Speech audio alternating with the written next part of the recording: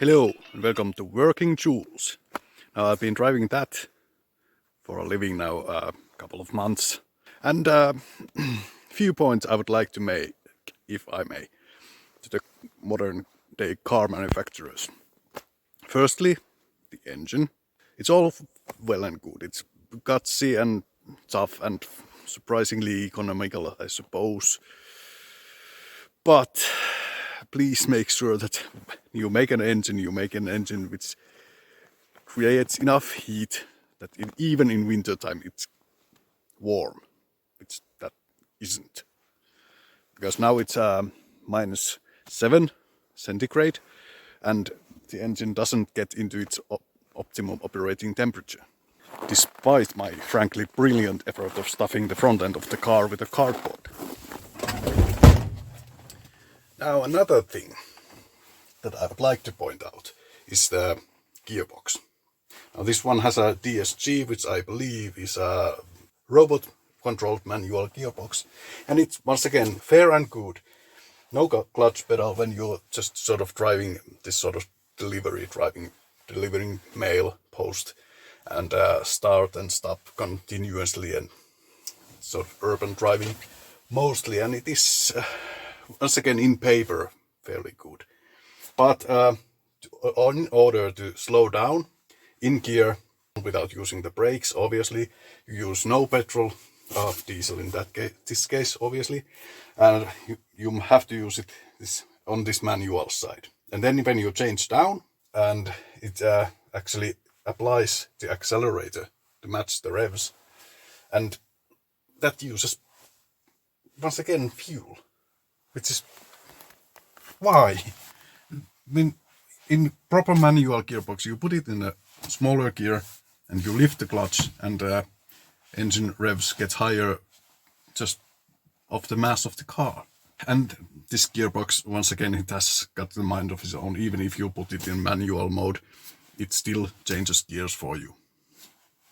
Why does it do that when I order it to be manual, when I tell it I want to do the changing?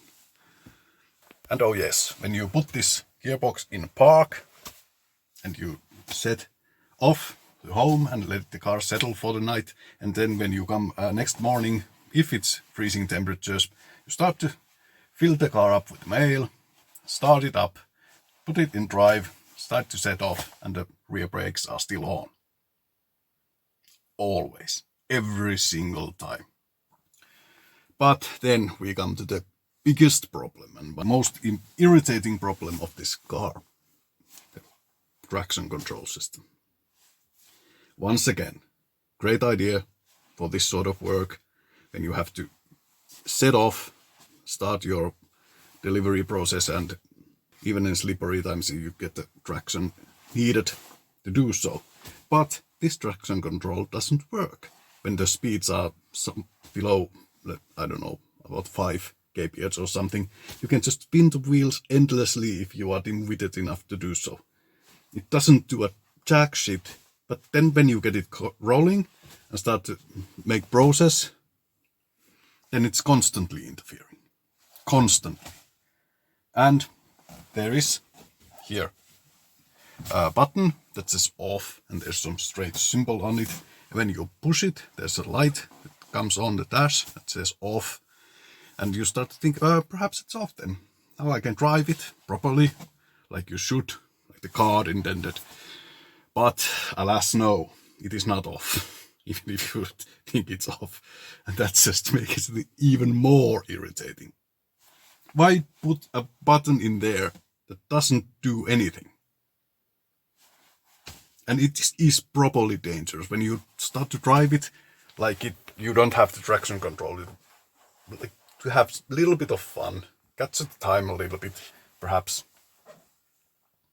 make your day more joyous thing, slippery, because it is fun car to drive, this 4 and a front wheel drive diesel van. Basically it's balanced and talkative and responsive and all the right things, and when it lets go, it's the rear end that lets go first, and it's just so controllable. But then there is this stupid computer here in the middle start to make this stupid oinking sound. Why does it have to make a stupid sound like that? And, well, there you go.